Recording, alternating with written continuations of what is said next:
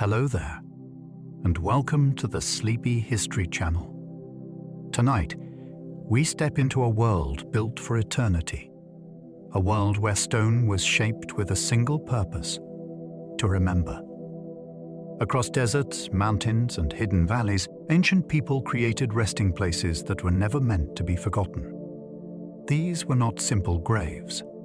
They were statements of power, belief, fear, and hope.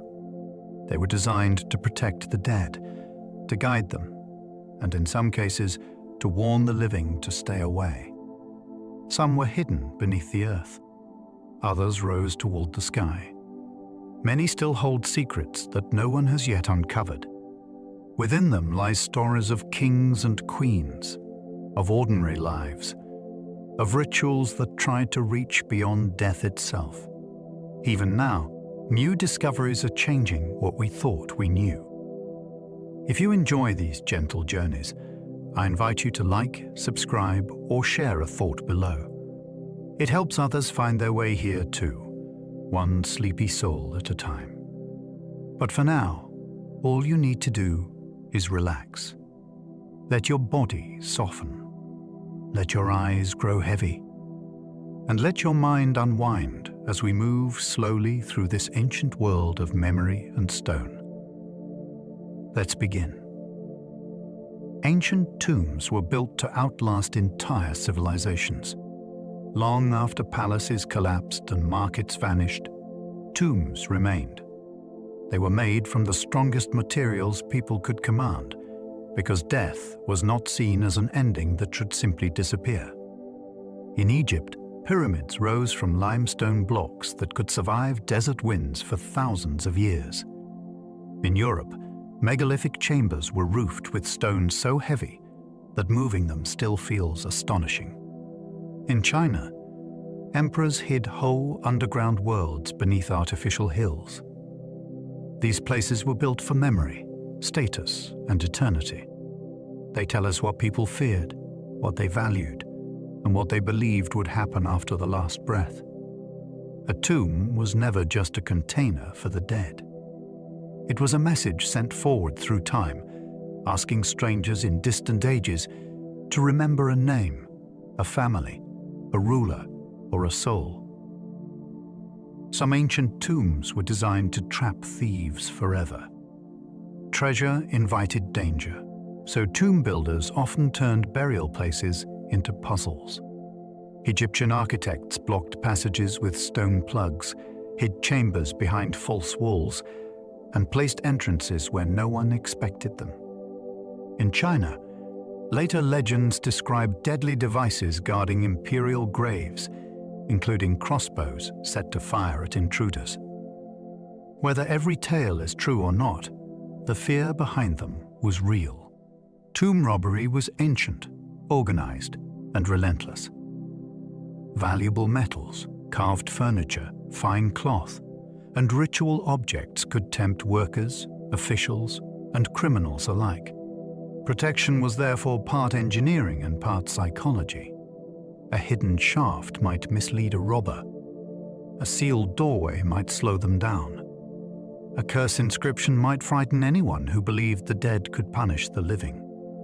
The tomb became a contest across time between those who buried wealth and those determined to find it. Tutankhamun's tomb survived almost untouched for over 3,000 years. When Howard Carter peered through a small opening in 1922, he saw a room filled with gold, beds, chariots, boxes, statues, and strange animal shapes. It was not the grandest royal burial ever made, but its survival made it priceless. Most pharaohs had been robbed in antiquity, sometimes only years after burial. Tutankhamun's resting place escaped that fate, partly because debris from later tomb works buried its entrance. Inside, the young king's possessions were crowded into chambers that felt almost hurried, as if eternity had been packed in a rush. Yet that accident of history preserved a world of detail. There were sandals, food containers, weapons, linen, jewelry, and nested coffins. For the first time, modern eyes could see something close to a complete royal burial, not as legend described it, but as ancient hands had left it. The Great Pyramid was once sealed like a cosmic machine. Inside this monument, the passages are not random tunnels. They rise, narrow, turn, and climb with astonishing precision. Granite blocks once sealed routes so firmly that intruders had to carve around them. The king's chamber sits deep within the mass of stone. Reached through the grand gallery, a sloping corridor that feels more engineered than decorative. Above the chamber, hidden spaces relieved the crushing weight of millions of blocks. Even the pyramid's outer casing once reflected sunlight so brightly that it may have shone from far across the desert. To ancient Egyptians, this was not only architecture, it was royal transformation, built in stone. The shape pointed upward. The interior protected the king. The orientation tied the monument to the ordered sky. Every corridor and seal helped turn a human ruler into something eternal, distant, and divine. China buried an entire clay army beside its first emperor.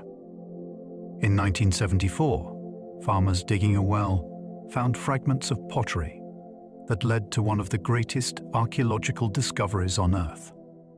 Beneath the fields near Xi'an stood thousands of life-sized soldiers, horses, chariots, officials, and entertainers. They belonged to Qin Shi Huang, the ruler who unified China and wanted his power to continue after death. The warriors were not identical. Their faces, hairstyles, armor, ranks, and expressions vary in ways that make them feel eerily individual. They once held real weapons, many arranged in military formation. The burial complex around them was not a single tomb chamber, but a vast underground empire. Its scale reveals a ruler who imagined the afterlife as another realm to command. Instead of going alone into death, he brought an army made from earth, fire, labor, and imperial ambition.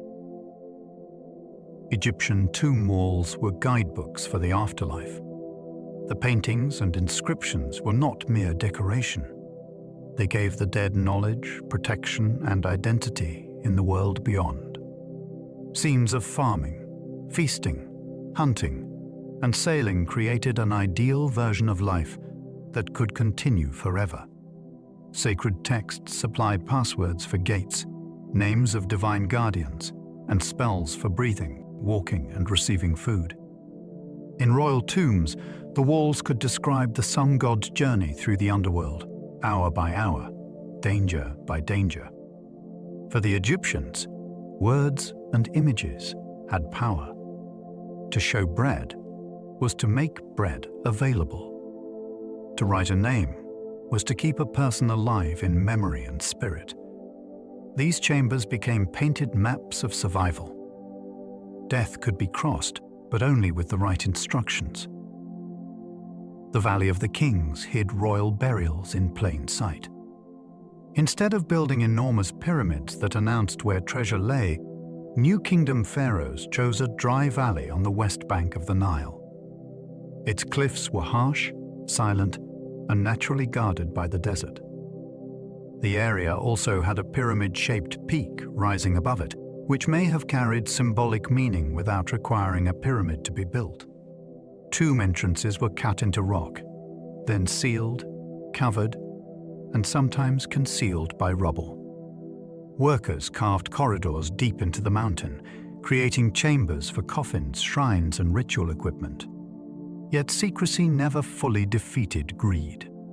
Many tombs were robbed in ancient times, and officials later moved some royal mummies for protection. The valley is fascinating because it shows both brilliance and failure. It was meant to hide royal burials from thieves, yet it became one of the most famous burial landscapes on Earth. Ancient tombs preserved food, furniture, games, and private letters. A burial could become a time capsule of everyday life.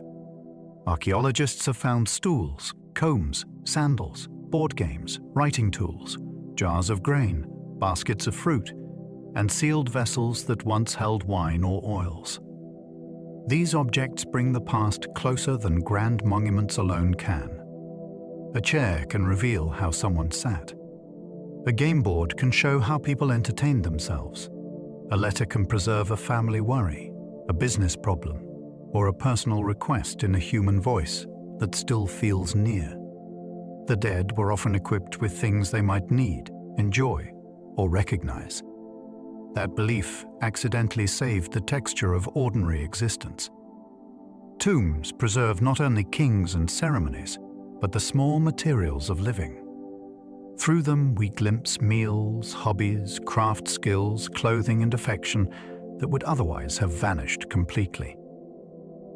Some tombs are lined with stars, solstices, and sacred horizons. Across the ancient world, burial monuments often looked beyond the ground and toward the sky. At Newgrange in Ireland, winter solstice sunrise sends light deep into the passage for only a brief moment each year. In Egypt, pyramids and tombs were carefully oriented, reflecting a culture that connected kingship, cosmic order, and the movements of the heavens. Some shafts in royal pyramids appear to point toward significant regions of the sky, though scholars still debate their exact purpose. In many societies, the horizon was more than scenery. It was a threshold where the sun vanished, returned, and promised renewal.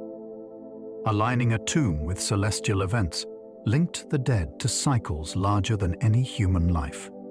Stone, shadow, and light worked together.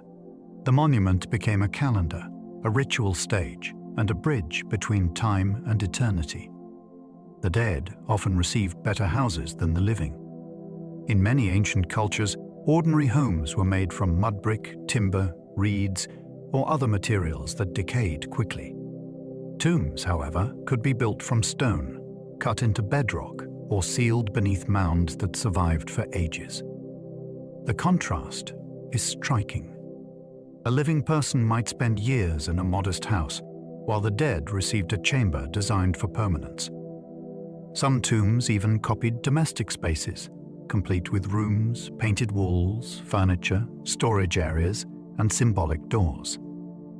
This was not simply extravagance. It reflected a belief that the dead continued to need shelter, status, and care. Families could visit, bring offerings, and maintain a bond across generations. The tomb became a second home, but one made for a longer kind of residence. In that sense, ancient burial architecture reveals a powerful truth. People built for death with the seriousness of life. Newgrange lights up at sunrise on the winter solstice. For most of the year, the inner chamber of this Irish passage tomb rests in darkness. Then, around the shortest days of winter, sunlight enters through a special opening above the doorway and travels down the stone passage. For a few minutes, the chamber glows. This was not an accident. Newgrange was built more than 5,000 years ago, before Stonehenge and before the pyramids of Egypt. Its builders understood the movement of the sun with remarkable care, and they shaped a monument where light itself became part of the ritual. Imagine standing inside that stone chamber as the year turned from darkness toward returning brightness. The moment would have felt powerful, precise, and sacred. Newgrange shows that ancient tombs were not only places for the dead. They were also instruments for time, season, memory, and cosmic renewal. The Taj Mahal is really a royal tomb of love. Many people picture it as a palace, but its heart is a mausoleum. It was built by the Mughal Emperor Shah Jahan for his beloved wife Mumtaz Mahal after her death in childbirth. The white marble seems almost weightless in sunlight, yet the story behind it is heavy with grief, wealth, and imperial power. Its gardens follow a vision of paradise, with water channels, symmetry, and carefully framed approaches that turn mourning into architecture. The cenotaphs seen by visitors are not the actual burials. The real graves lie below, in a plainer chamber closer to the earth. That contrast is part of its fascination. Above, there is splendor made for memory and devotion. Below, there is the simple fact of death. The building transforms private loss into one of the most recognized monuments in the world. Petra's carved facades were monumental tombs for Nabatean elites. The rose-colored cliffs of Petra look as if they have been built from separate blocks, but many of the grandest monuments were carved directly into living rock. The Nabateans controlled wealthy trade routes across Arabia, and their burial architecture turned the desert landscape into a display of status. Great facades rose above tomb chambers, with columns, steps, pediments, and doorways that borrowed from many cultural styles. The famous treasury was not a treasury in the usual sense. It was likely a royal tomb, although its exact purpose is still debated. What makes Petra so captivating is the way the city blurs nature and design. A cliff becomes a wall. A mountain becomes a monument. The dead were placed inside the stone itself, while the carved exterior announced that their families belonged to a world of caravans, kingdoms, and astonishing skill. The mausoleum at Halicarnassus gave us the word mausoleum. This lost wonder of the ancient world was built for Mausolus, ruler of Caria, and for his wife and sister Artemisia. It stood in what is now Bodrum in Turkey, and ancient writers described it as a dazzling fusion of Greek, Egyptian, and Near Eastern ideas. Its base was massive. Its upper levels rose with columns, sculptures, and a pyramid-shaped roof crowned by a chariot group. The building became so famous that the ruler's name turned into a general word for grand tombs everywhere. Today, only fragments remain, yet those pieces still suggest extraordinary ambition. Sculptors carved battle scenes, horses, lions, and human figures with dramatic movement. The monument was not only a resting place, it was a political statement in stone, designed to make one dynasty seem almost larger than life, even after death had taken its ruler. Etruscan tombs recreated homes beneath the Italian countryside. Long before Rome dominated Italy, the Etruscans built underground chambers that feel strikingly domestic. Some were carved with beams, doorways, benches, beds, and roof shapes that copied houses above ground. Others were painted with feasts, dancers, musicians, athletes, animals, and servants. These images do not feel cold or distant. They suggest a society that imagined death through the language of continuing life. Families were often buried together, and their tombs could form whole necropolises arranged like cities for the dead. At places such as Saviteri and Tarquinia, visitors can still enter chambers that preserve echoes of vanished homes. The most fascinating part is that much Etruscan writing remains difficult to fully understand, so these tombs speak through objects and images. They are among our clearest windows into a people whose living cities were largely transformed by time. Some Roman tombs stood beside roads like permanent advertisements. In the Roman world, the dead often wanted to be seen. Tombs lined major roads outside city gates, where travelers, merchants, soldiers, and neighbors passed every day. A monument could display a name, career, family connection, social rank, or personal pride. Some inscriptions even addressed the passerby directly, asking them to pause, read, and remember. For freed slaves, veterans, and successful tradespeople, a roadside tomb offered a rare chance to claim dignity in public stone. The Appian Way near Rome once formed the long corridor of memory, with monuments competing for attention along the route. This made burial part of daily movement. People walked beside ancestors, patrons, rivals, and strangers. A tomb did not hide grief away from the world. It entered the public conversation, reminding every traveler that reputation could continue speaking long after the body was gone. The Lycians carved tombs high into cliffs for noble families. In ancient Lycia, along the coast of what is now Turkey, tombs were lifted into the rock faces above towns and harbors. Many resemble wooden houses, with carved beams and panels translated into stone. Their height may have reflected status, visibility, or beliefs about the dead being closer to the sky. From below, the facades look almost unreachable, as if the ancestors were watching from the cliffs. Some Lycian tombs also take the form of sarcophagi raised on stone bases with distinctive pointed lids. They reveal a culture with its own language, traditions, and strong local identity, even while it absorbed influences from Greece and Persia. What makes them unforgettable is their setting. The living moved through streets and fields below, while the dead occupied the mountainside above them. Memory became part of the landscape, carved where no one could easily ignore it. Ancient Egyptians sometimes buried boats for journeys beyond death. Near royal pyramids, archaeologists have found full-sized vessels sealed in pits, including the famous ship beside Khufu's Great Pyramid.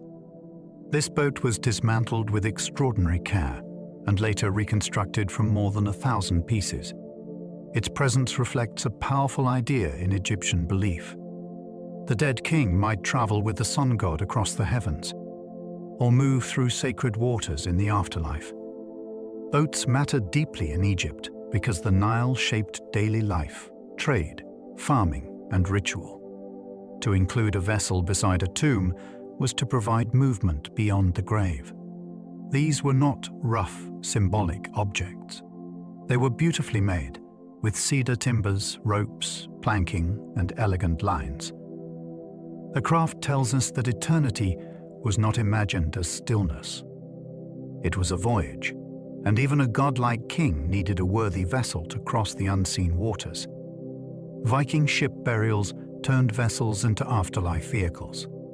For some Viking Age elites, a ship was more than transport. It was identity, wealth, status, and a symbol of movement between worlds.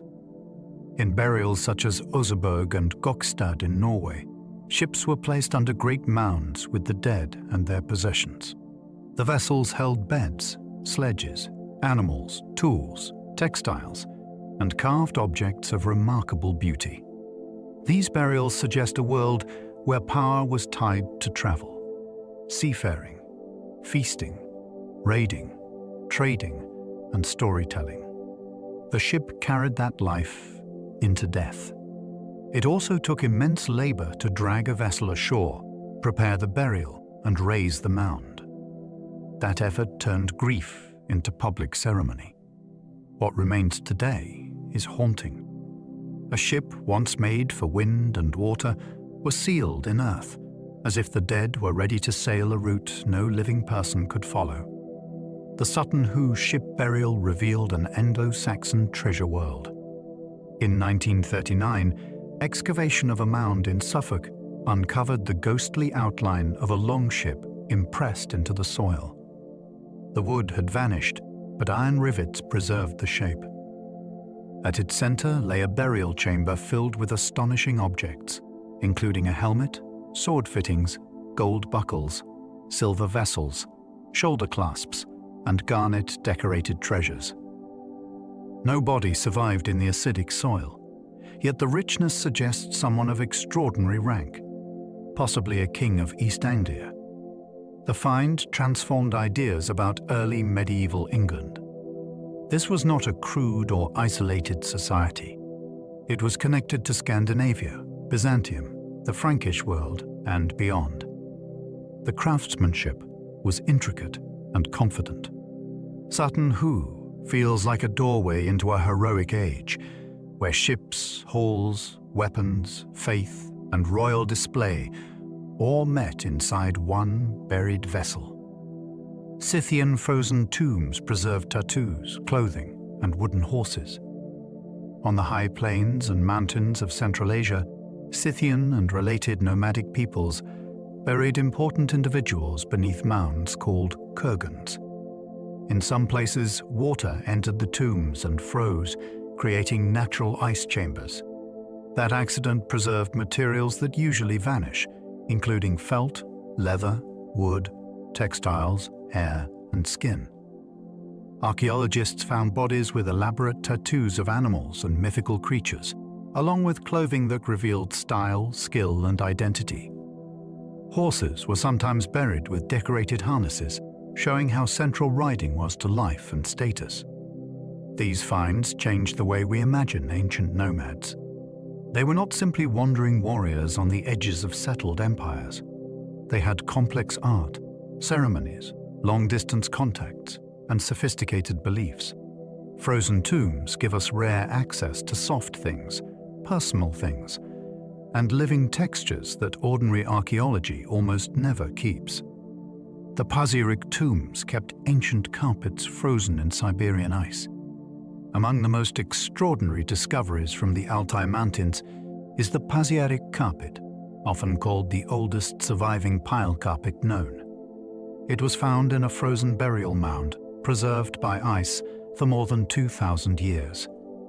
Its design includes rows of deer, horsemen, and geometric borders, woven with astonishing precision. The survival of such a delicate object is almost miraculous, because textiles usually decay quickly in damp soil or open air. This carpet proves that ancient steppe cultures lived with beauty, comfort, and technical mastery. It also raises fascinating questions about exchange, because its style may connect to traditions far beyond the burial site. A tomb meant to honor the dead ended up preserving a masterpiece of ancient weaving. Through it, we can almost feel the touch of a vanished world, not in stone or metal, but in wool. Moche tombs in Peru revealed warriors covered in gold. On the north coast of Peru, the Moche created some of the most spectacular burials in the ancient Americas. The Lord of Sipon was found with dazzling ornaments, including gold and silver regalia, ear spools, necklaces, headdresses, and ceremonial objects. His burial also included attendants, animals, and symbols of authority that matched figures painted on Moche pottery. This discovery was powerful because it proved that the richly dressed characters shown in Moche art were not just mythical scenes. They reflected real rulers and rituals. The craftsmanship is breathtaking. Metalworkers shaped gold, copper, silver, turquoise, and shell into objects that flashed with political and sacred meaning. The tomb opens a world of coastal pyramids, warrior priests, sacrifice ceremonies, and skilled artisans. It reminds us that ancient Peru held civilizations as complex and visually stunning as any in the Old World. Maya kings were buried beneath towering temples in stone chambers. In many Maya cities, temples were not only places of worship, they could also serve as royal mountains built above the dead. A king might be placed deep within a stone chamber beneath a pyramid, surrounded by jade, shells, ceramics, stingray spines, and offerings connected to power and rebirth. The structure above became a sacred marker that linked ruler, ancestors, gods, and city. At Tikal, Palenque, Kanakmu, and other sites, burials reveal how kingship reached beyond one lifetime. A temple could keep a ruler present in ceremonies long after death. The Maya also recorded names, dates, and dynastic claims in carved inscriptions, which helps scholars connect tombs to historical individuals. These burials are fascinating because they fuse architecture and ancestry. The city skyline itself became a memory system, with rulers sleeping inside the monuments that proclaimed their divine authority. Pacal's tomb in Palenque took 4 years to reach. Inside the Temple of the Inscriptions, archaeologist Alberto Ruz Luillier noticed a stone slab with hidden holes that suggested something lay beneath. Clearing the stairway was painstaking work. Rubble filled the passage, and the descent led deep into the pyramid. At the bottom, a magnificent chamber held the sarcophagus of Kayinish Janab Pakau, one of Palenque's greatest rulers. The carved lid shows the king in a complex scene of death, rebirth, and cosmic symbolism. His body wore a jade mask, and the walls showed ancestors emerging like sacred figures. The discovery was astonishing because it proved that a Maya pyramid could contain a major royal burial inside, not just beneath or beside it. The long search added drama to the find. It was as if the temple had guarded its secret step by step, century after century.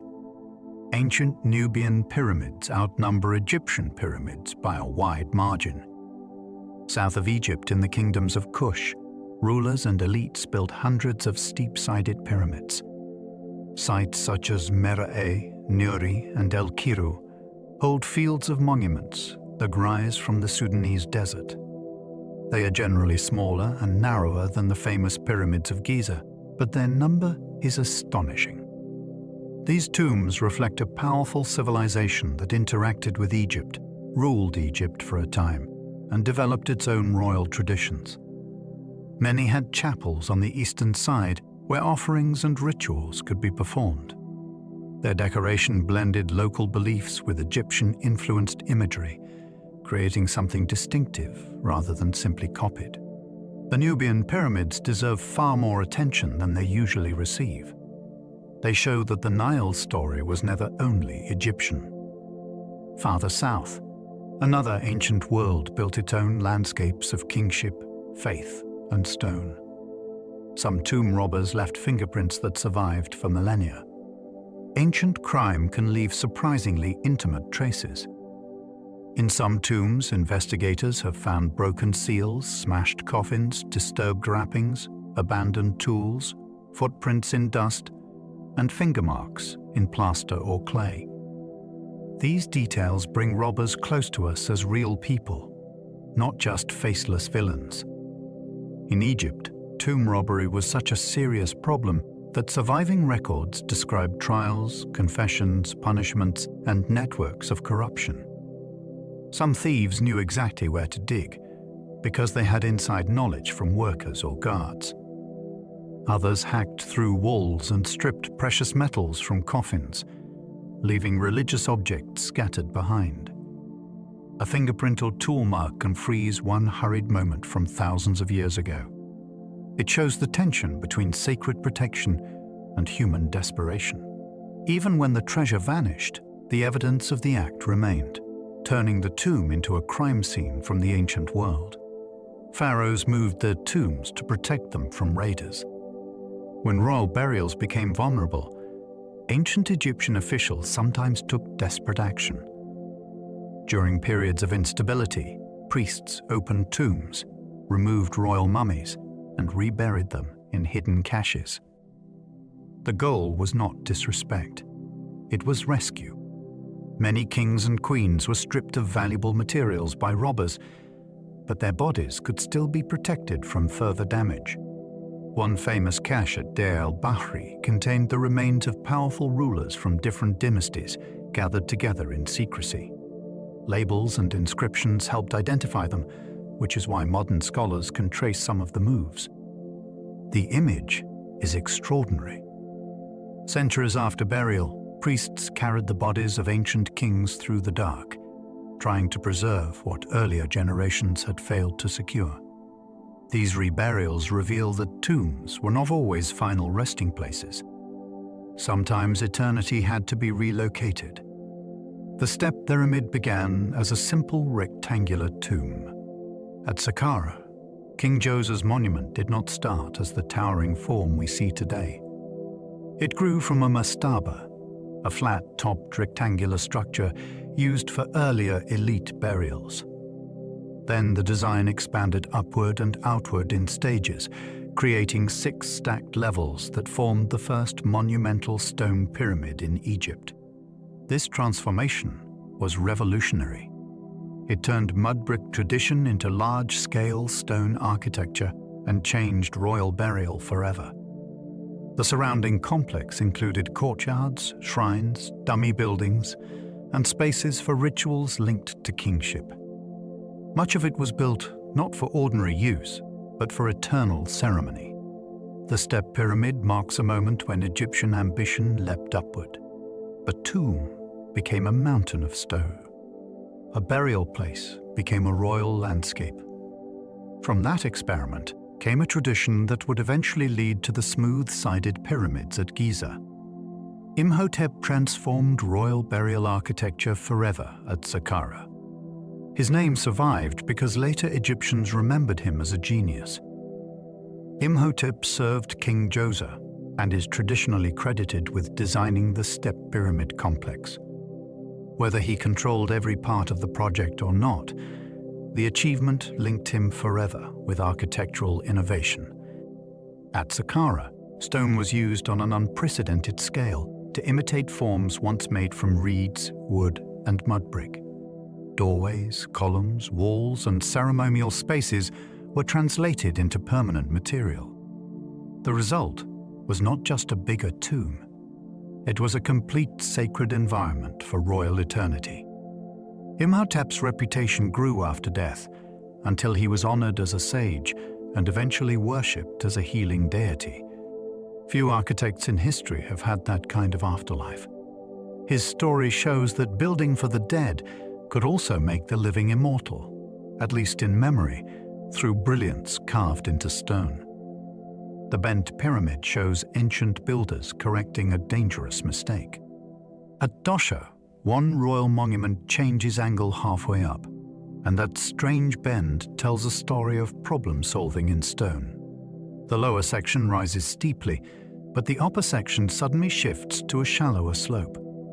Many scholars think the builders realized the original angle was risky, perhaps because cracks or instability appeared during construction.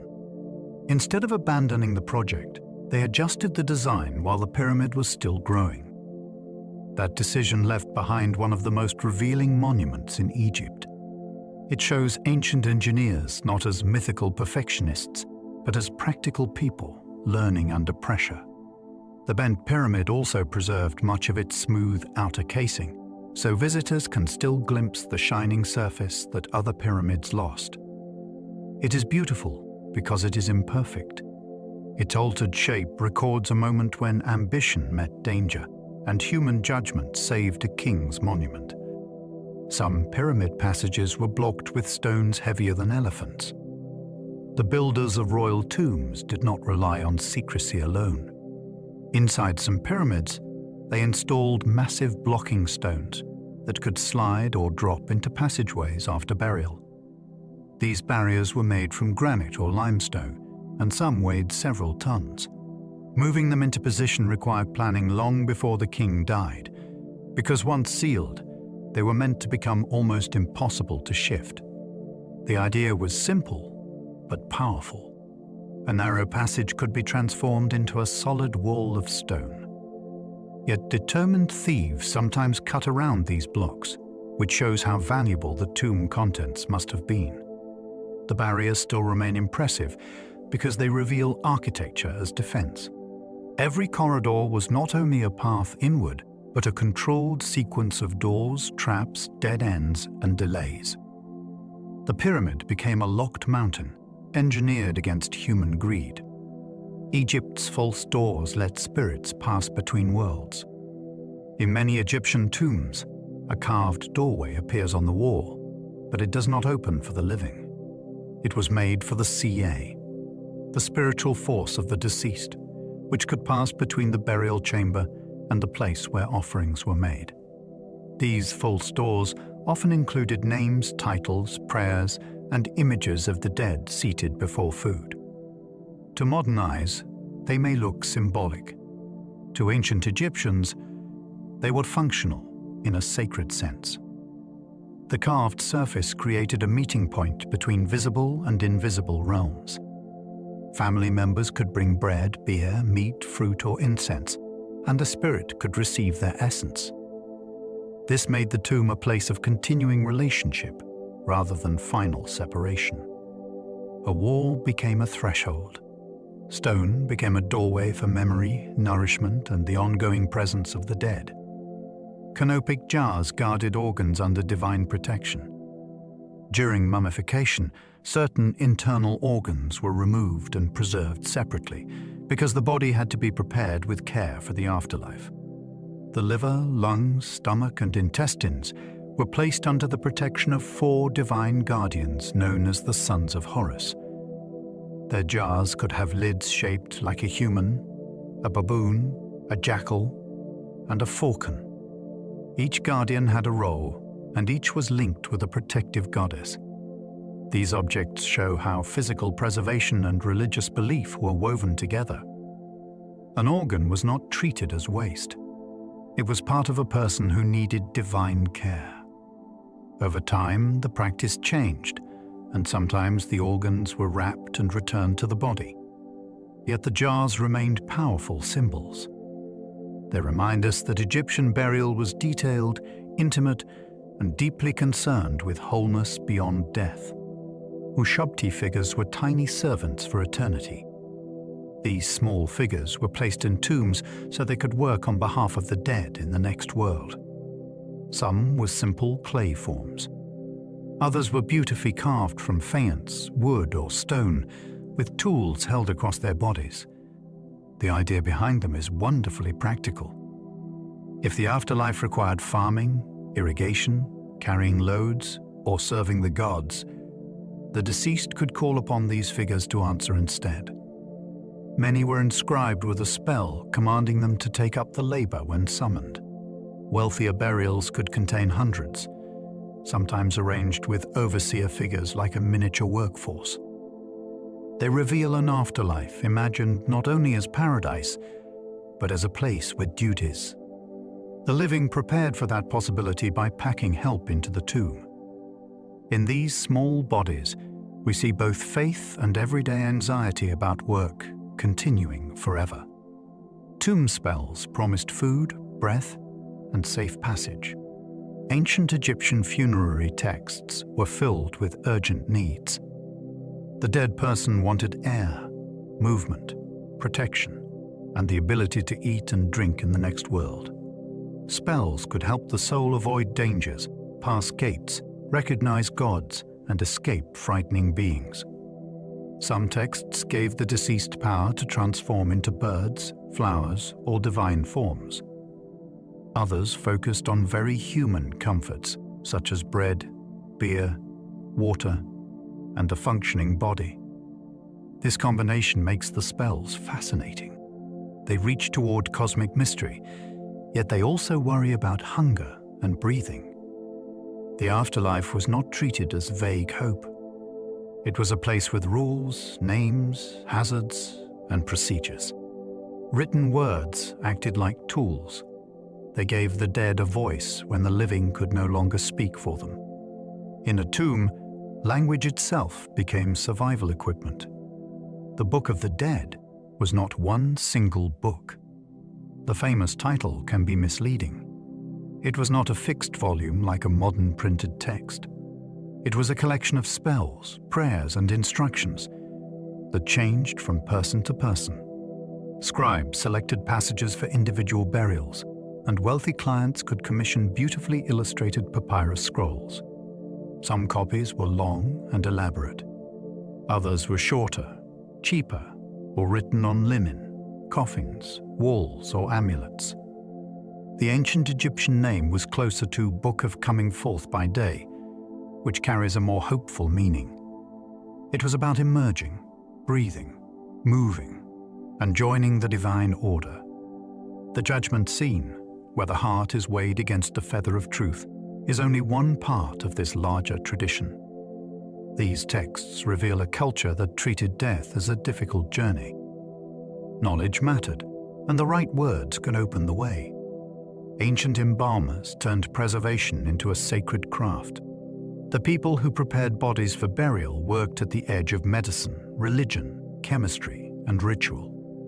They knew how to dry a body using natron, how to wrap it in layers of linen, and how to protect it with oils, resins, amulets, and prayers.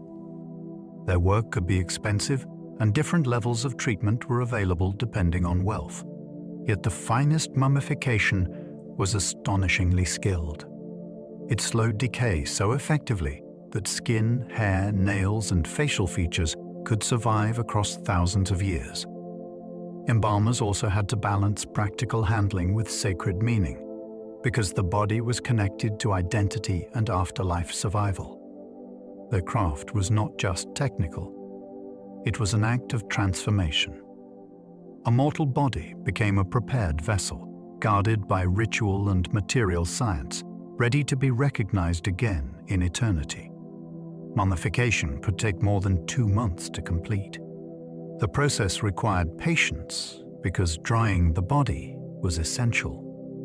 After organs were removed and the body was treated, it could be packed and covered with natron for many days. This mineral mixture drew out moisture, which helped prevent decay.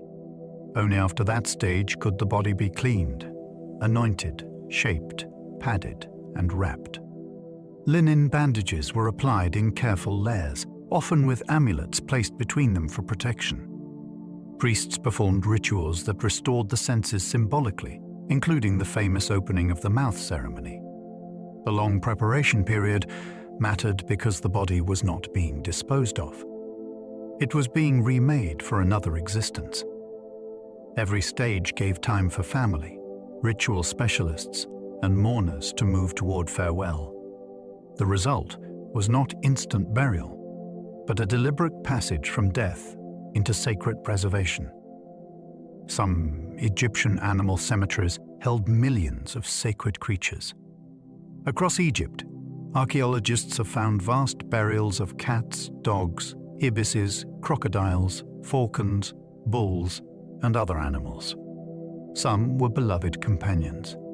Others were offerings connected to particular gods. At Saqqara and Tuna el-Jubel, enormous numbers of mummified animals were placed in galleries, jars, coffins, or bundles.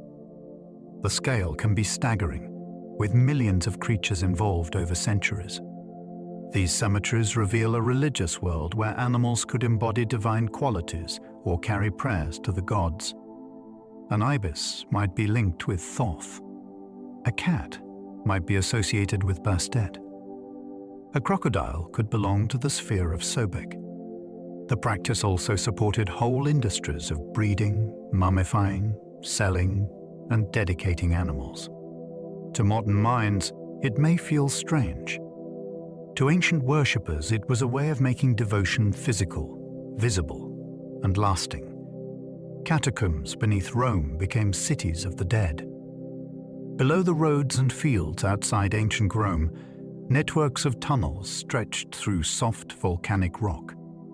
These catacombs were used especially by Jewish and Christian communities who needed burial space and often preferred inhumation over cremation. The passages could run for miles, lined with wall graves, family chambers, inscriptions, lamps, and painted symbols. They were not secret cities in the dramatic sense sometimes imagined, but they were vast underground landscapes of memory. Families came to bury, mourn, and commemorate. Some chambers held martyrs, which later made them places of devotion. The catacombs also show how communities organized care for the dead when space above ground was limited and expensive. Walking through them today feels like entering a map of belief beneath the city. Rome's surface celebrated empire, law, and power. Underneath, another Rome remembered names in darkness. The catacombs of Karm el-Shiokafa blended Egyptian and Roman beliefs. In Alexandria, a tomb complex descended through spiral stairs into a world of cultural fusion. The catacombs of Karm el-Shiokafa combine Egyptian funerary traditions with Greek and Roman artistic forms, which reflects the city's mixed identity after Alexander the Great and the Ptolemies. In the decoration, familiar Egyptian gods can appear wearing Roman-style armor, while classical forms frame scenes of afterlife protection. The result is not confusion. It is a creative blend made by people living where cultures met every day. The tomb includes burial chambers, niches, banquet spaces, and carvings that show how families continued to honor the dead. Alexandria was a port of ideas as much as goods, and this underground monument captures that beautifully. It proves that tombs can preserve not only bodies and objects, but cultural conversation. Even death had a local accent. Early Christian tomb art used symbols instead of portraits. Before Christianity became publicly dominant in the Roman world, believers often decorated burial spaces with coded images and hopeful scenes. Instead of grand portraits of power, they used symbols such as fish, anchors, doves, shepherds, vines, and scenes from biblical rescue stories. Jonah emerging from the sea creature, Daniel among lions, and the Good Shepherd all carried messages of salvation and protection. These images were understandable to the faithful, yet not always obvious to outsiders. They also suited the setting of burial, where grief needed reassurance. The art was usually simple compared with imperial monuments, but its emotional force is strong. It shows a community shaping a new visual language around death. Instead of displaying wealth alone, the walls spoke of deliverance, trust, and resurrection. In these tombs, images became quiet declarations of identity and hope. Palmyra's towered tombs stacked generations inside desert monuments. In the Syrian desert, the city of Palmyra grew wealthy from caravan trade, and its funerary monuments became some of the most distinctive in the ancient world. Towered tombs rose several stories high, with burial spaces arranged inside like vertical family archives. Each compartment could hold an individual, often marked by a carved portrait slab. These portraits show men, women, children, jewelry, clothing, gestures, and status with remarkable directness. They make the dead feel present, almost as if they are looking back from the stone. The towers stood in a landscape of trade routes, temples, and desert light, expressing both family pride and urban prosperity. Over time, some families added more burials, turning the structures into monuments of lineage. Palmyra's tombs are fascinating because they combine architecture and portraiture so powerfully. They did not merely store the dead. They displayed generations. Mycenaean Tholos tombs looked like stone beehives underground. In Bronze Age Greece, elite burials sometimes took the form of circular chambers built into hillsides. A long passage led inward, ending at a domed room made from carefully stacked stone courses. Each layer projected slightly inward until the roof closed high above, creating the beehive shape. These tombs required great skill, because the stones had to hold their own weight without modern mortar. The entrance could be monumental, with huge lintels and decorated facades. Inside, rulers and nobles were buried with weapons, cups, jewelry, seals, and other marks of status. Although many were robbed long ago, their architecture still speaks of power. They belong to the world remembered in later Greek legends, the age of Mycenae, palaces, warriors, and long-distance exchange. To enter one is to step beneath a hill and feel Bronze Age ambition rising above you. The treasury of Atreus once held a Bronze Age ruler. This famous Tholos tomb at Mycenae was given its romantic name long after its builders were gone. It was never a treasury in the usual sense, and its link to Atreus belongs to later legend rather than proven history. Yet the monument itself is extraordinary. Its entrance passage leads to a towering domed chamber that was among the greatest architectural spaces of its age. The lintel stones above the doorway are enormous, and the facade once held decorative columns and colored stone. Whoever was buried there belonged to the highest level of Mycenaean society. The tomb dates to a time when palace rulers controlled wealth, warriors, craft production, and exchange across the eastern Mediterranean. Even empty, it feels dramatic. The scale says what the grave goods no longer can. This was a tomb built to make authority feel permanent. Ancient Greek graves sometimes held coins for Charon's ferry. In Greek belief, the dead could need payment to cross the river that separated the living world from the realm of Hades. A coin placed in or near the mouth became known as Charon's obol, named for the ferryman who carried souls across. Not every Greek burial included this practice, and customs varied by time and place, but the idea became one of the most memorable images of ancient death. It makes the afterlife feel strangely practical. Even on the edge of eternity, there was a fare to pay. The coin also shows how myth could shape physical action. Families were not only grieving, they were equipping the dead for a necessary crossing. A small piece of metal became a gesture of care, anxiety, and belief. It said, in effect, "May you not be stranded at the water's edge." Kerameikos tombstones preserved personal stories from classical Athens. Outside the ancient city walls of Athens lay the Kerameikos Cemetery, where grave monuments lined important roads. Many stelae show families in moments of farewell, with figures clasping hands or seated in calm dignity. The scenes can feel restrained, but their emotion is deep. A husband reaches for a wife. A child stands beside a parent. A servant appears with a household object. These carved moments tell us how Athenians wanted to remember social bonds, not only public achievements. Inscriptions give names, relationships, and sometimes clues to citizenship, origin, or profession. The cemetery also marked the route for major processions, so private grief existed beside civic life. What makes Kerameikos powerful is its human scale.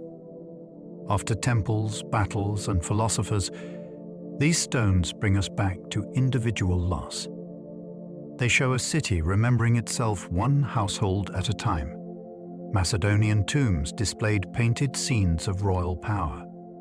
In northern Greece, elite Macedonian tombs could be richly painted with hunting scenes, mythological images, architectural decoration, and symbols of prestige. Their facades sometimes looked like grand buildings, complete with columns and painted details.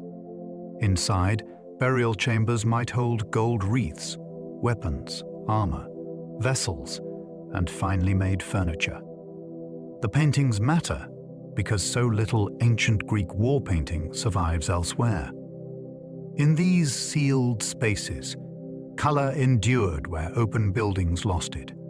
The scenes often connect the dead with aristocratic ideals, especially hunting, bravery, luxury, and heroic ancestry. They reveal a society where rulers used art to express authority even in burial. The tomb became a final stage for identity. Rather than a silent chamber alone, it was a carefully designed world of color, status, and memory. Macedonian graves show us power not only written in history, but painted for eternity. Vergina revealed a golden larnax linked to Philip of Macedon.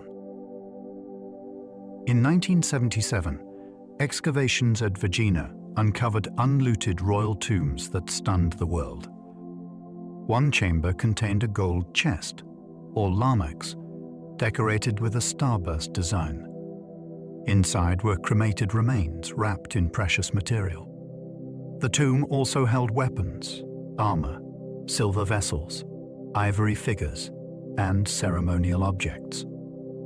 Many scholars associate the burial with Philip II, father of Alexander the Great, although debate continues over details. The discovery was extraordinary because Macedonian royal burials had often been disturbed elsewhere. Here, the richness of the kingdom appeared almost intact. The objects speak of a court that combined Greek culture, military force, and dynastic ambition. They also stand at the edge of a world-changing moment. Within a generation, Alexander would carry Macedonian power across much of the known world. Vegina preserves the royal roots of that explosion. The tomb of Cyrus still stands in lonely simplicity. At Pasargadi in Iran, the resting place traditionally linked with Cyrus the Great looks almost startlingly plain. It is not covered in dense carving or hidden inside a mountain. It stands on a stepped stone base with a small gabled chamber above, surrounded by open land. That restraint gives it power. Cyrus founded the Achaemenid Empire, one of the largest empires the world had yet seen, yet his tomb speaks in the language of balance rather than excess. Ancient writers claimed Alexander the Great visited it and ordered repairs after finding it disturbed. Whether every detail of that story is true or not, it shows how famous the monument became. Its survival is remarkable because so much around it changed. Empires rose, armies crossed, religions shifted, and cities faded. Still, the small stone house of a world conqueror remained. Persian kings carved their tombs into cliffs at Nakhshe-Rostan. High above the ground in southern Iran, royal tombs were cut into a sheer rock face like giant crosses. These were not hidden burials. They were declarations placed where the landscape itself became a royal monument. The tombs are associated with Achaemenid kings, including Darius the Great and his successors. Their facades show the king standing before a sacred fire altar, supported by figures representing the peoples of the empire. This imagery turns death into imperial order. The ruler remains above the world, upheld by the lands he governed and connected to divine favor.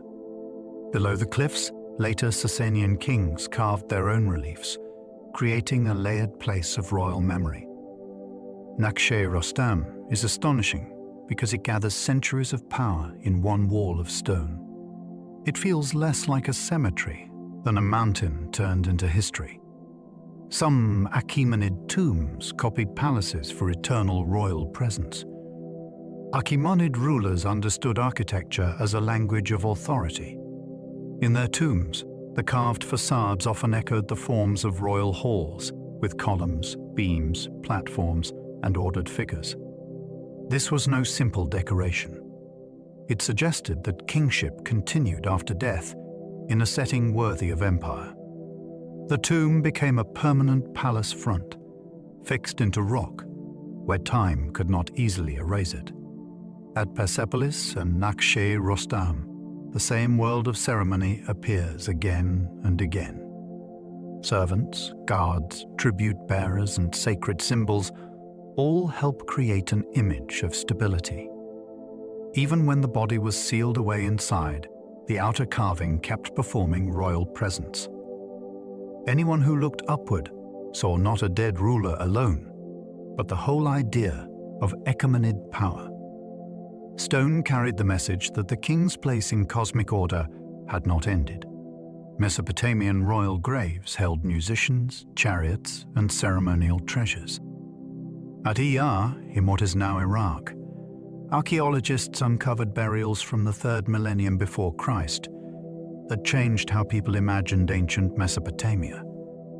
Some graves contained astonishing luxury, with gold, silver, lapis lazuli, shell, weapons, vessels, gaming boards, and wheeled vehicles. Most haunting of all, some included attendants who appear to have gone to death with their ruler. Musicians were found with instruments, including lyres decorated with animal heads. Chariots or carts stood with the remains of animals that once pulled them. These burials are difficult to hear about, but they reveal the intensity of royal power and ceremony. A ruler's death could become a huge social event involving wealth, performance, sacrifice, and display. The graves turn the ancient city into something vivid. We can almost hear the last music, see the shining ornaments, and feel the terrible weight of loyalty.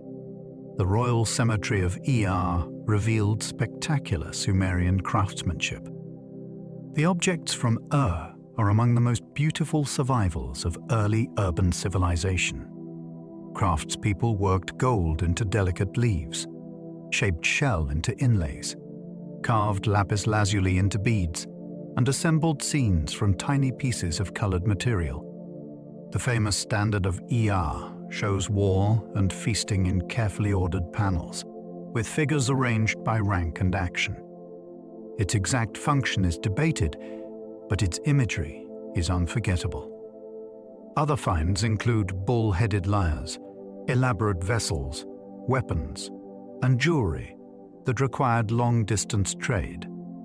Lapis came from far to the east, while shells and metals reached Mesopotamia through complex networks. These objects prove that early cities were not crude beginnings. They were places of skilled artists, powerful patrons, and wide connections. The cemetery preserved a world where beauty served status, ritual, and memory. Every tiny inlay still carries the confidence of Sumerian hands. Queen Puabi's burial headdress glittered with gold and lapis. Among the most famous burials at ER belonged to a high-status woman named Puabi. Her name appeared on a cylinder seal, which gave archaeologists a rare personal connection to the grave. She was buried with an extraordinary headdress of gold leaves, ribbons, flowers, beads, and lapis lazuli. The effect must once have been dazzling. It framed the body not simply as a corpse, but as a figure of rank, ceremony, and possibly sacred authority. Her tomb also contained rich objects and attendants, which suggests enormous social power. Puabi's burial matters because it places a woman at the center of one of Mesopotamia's grandest archaeological discoveries. She was not a footnote beside a king. Her grave stands on its own as a statement of wealth and identity. Through her ornaments, a name from over 4,000 years ago still gleams. Ancient Jericho burials included plastered skulls with lifelike faces. In the Neolithic Near East, some communities treated the heads of the dead with extraordinary care. At Jericho and other sites, skulls were removed, covered with plaster, and shaped to restore facial features. Shells could be placed in the eye sockets, giving the faces a startling presence. These were not ordinary portraits in the modern sense. They may have represented ancestors whose memory remained important within the household or community. The practice suggests a world where death did not break social connection completely. The dead could remain present, seen, and perhaps consulted through carefully prepared remains. What makes these skulls so powerful is their intimacy. They are not monuments for kings. They are human faces remade by human hands at the dawn of settled life. Long before writing, temples, or empires, people were already struggling to keep their loved ones near. Neolithic tomb builders moved stones across astonishing distances. Before metal tools, wheels, or written plans, communities still managed to move enormous stones into place.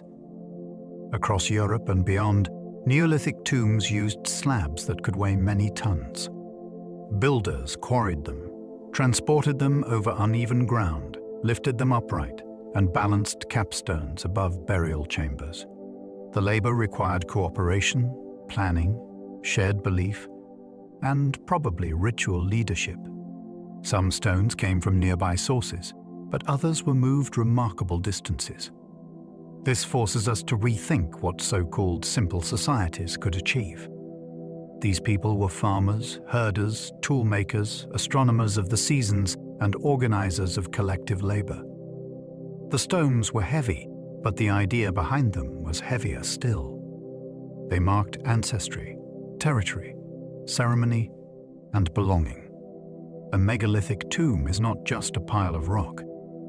It is evidence of a community deciding that memory was worth immense effort.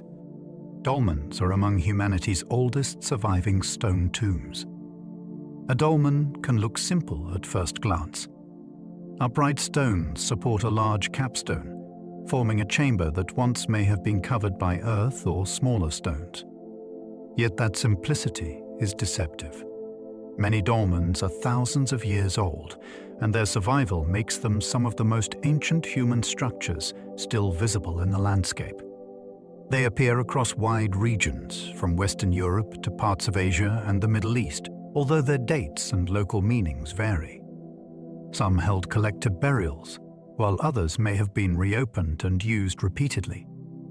Standing before one, you are looking at architecture reduced to essentials. Uprights, roof, chamber, threshold. It is the beginning of monumentality in a language almost anyone can understand. Adolman says that humans once gathered here, lifted stone together, and made a place where the dead would remain. Passage graves turned burial chambers into ritual landscapes. A passage grave draws the visitor inward. First there is the mound, then an entrance, then a narrow corridor, then a chamber hidden at the center. This movement matters. It creates a journey from open air into earth, from daylight into darkness, from the world of the living toward the ancestors. Many passage graves were not just used once.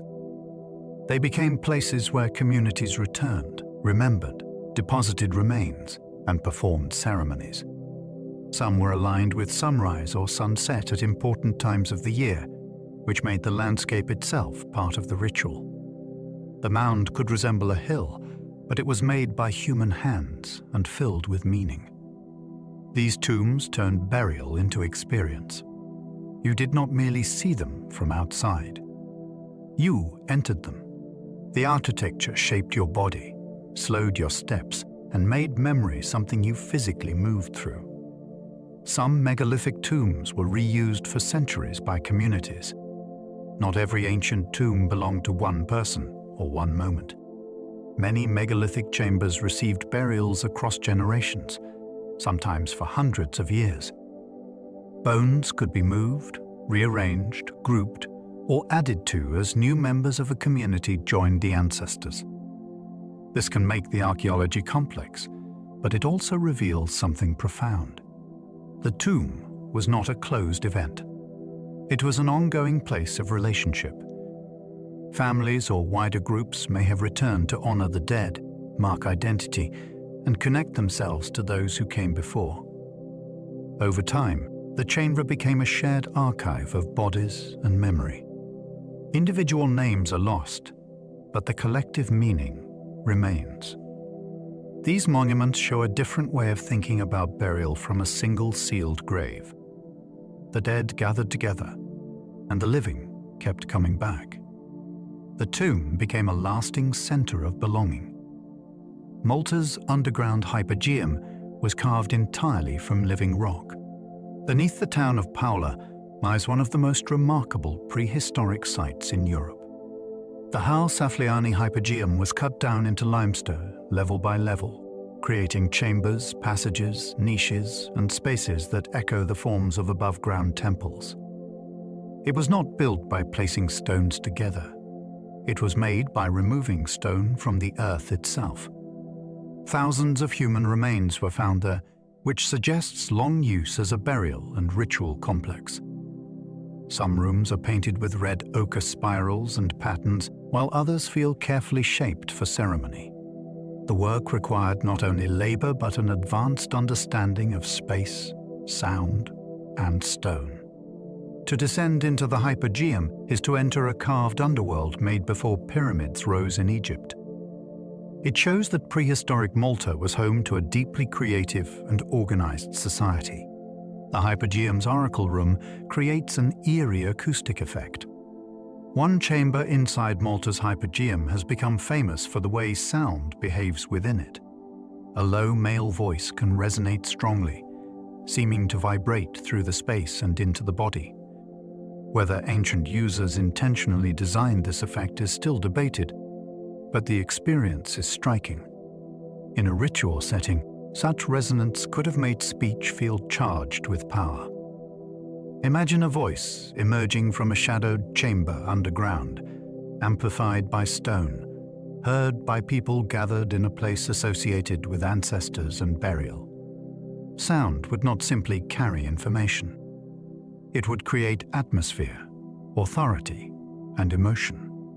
The acoustic quality reminds us that ancient monuments were not only visual, they were experienced through footsteps, echoes, darkness, breath, and vibration. The hypogeum may have shaped ceremony through the body itself, making the underworld feel alive with voice. Sardinia's giants' graves were communal tombs with monumental entrances.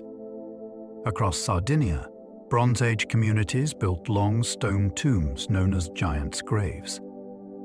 The name comes from later legends because people imagined that only giants could have needed such impressive resting places. In reality, these were communal burials linked to the Nuragic culture.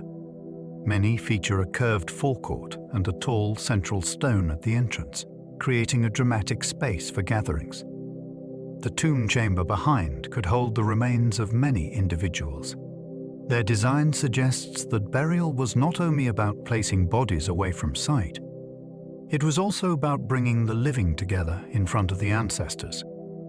The entrance acted like a stage for ceremony, memory, and identity. These monuments are powerful because they belong to communities rather than single rulers.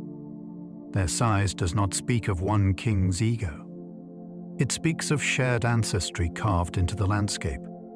Etruscan painted tombs showed banquets, dancers, and musicians.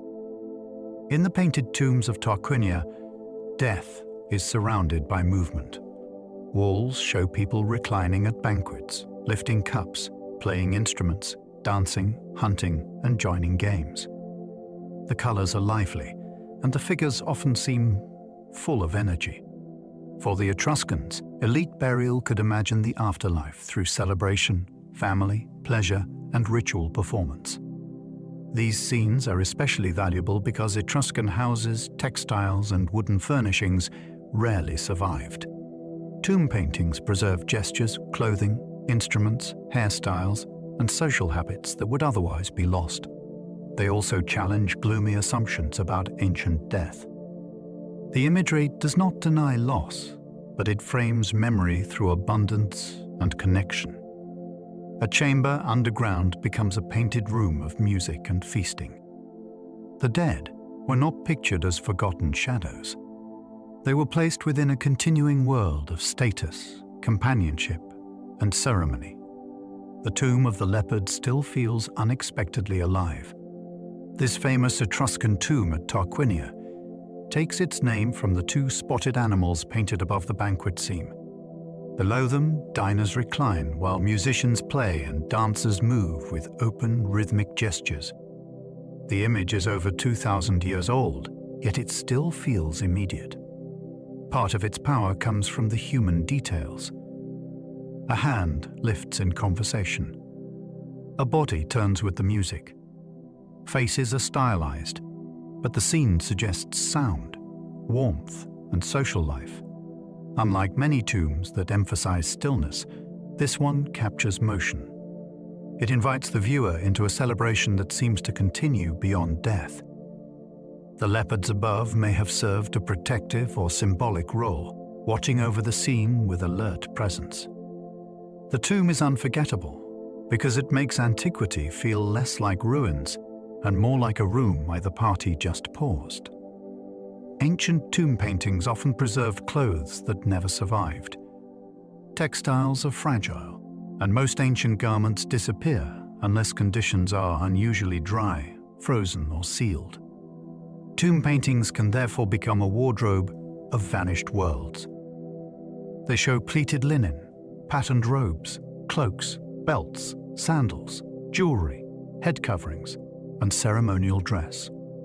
These images help historians understand status, gender, occupation, fashion, and cultural contact. In Egypt, painted figures reveal how linen could be worn and folded. In Etruscan tombs, colorful garments show elite display and performance. In Central Asian and Chinese tomb art, clothing can reflect riding culture, court rank, or foreign influence. A painted sleeve or decorated hem may seem small, but it can speak volumes. It tells us what people wanted to look like when remembered. Tomb walls preserved appearances that cloth itself could not. Through pigment, the lost texture of ancient life returns in outline, color, and pattern.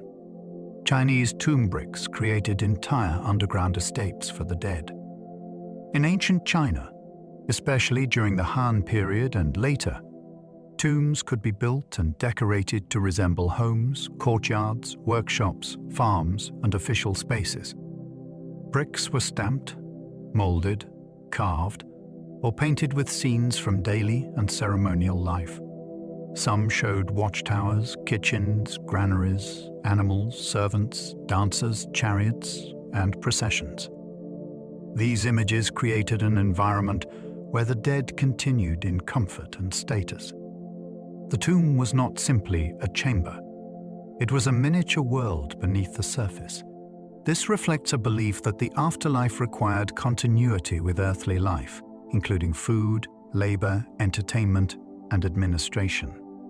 The brick walls became a kind of permanent stage set. They preserved architecture and activities that might otherwise be gone. In these underground estates, the boundary between burial and household blurred. Death was imagined as relocation into a carefully supplied domain. Han Dynasty tombs included miniature farms, towers, and kitchens. Han burials often contained models made from pottery, wood, bronze, or other materials.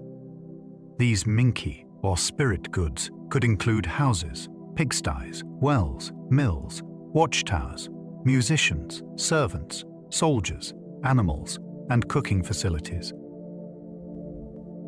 They were not toys in the modern sense. They were substitutes for real possessions and real labor, designed to serve the dead in another realm. This practice could reduce the need to sacrifice living attendants while still providing a complete afterlife household. The details are often charming and deeply informative. A tiny stove can reveal cooking habits. A model farm can show how animals were managed. A watchtower can hint at concerns about security and status. These objects give us a remarkable three-dimensional record of ancient life. They show how carefully people imagined the needs of the dead, from grand display down to dinner. Jade burial suits were stitched with thousands of tiny plaques. For some Han Dynasty elites, jade offered protection, purity, and prestige in death. Their bodies could be enclosed in suits made from small jade pieces shaped and polished like scales. These plaques were joined with gold, silver, copper, or silk thread, depending on rank and circumstance. Creating such a suit required immense wealth and labor. The belief behind it was that jade could help preserve the body and guard against decay, although the physical reality was more complicated. Archaeological finds have shown just how elaborate these garments were, with sections shaped for the head, torso, arms, legs, hands, and feet. They are among the most striking funerary objects ever made. A jade suit transforms the body into something armored, luminous, and ceremonial. It reveals a world where immortality was pursued not only through ritual words, but through precious stone fitted to human form. Lady Di's tomb preserved soft tissue, silk, and medical texts. When the tomb of Xinzhui was opened at Mawandui, archaeologists found preservation so astonishing that it seemed almost impossible. She had died more than 2,000 years earlier, yet her skin was still soft, her limbs could still bend, and her internal organs remained identifiable.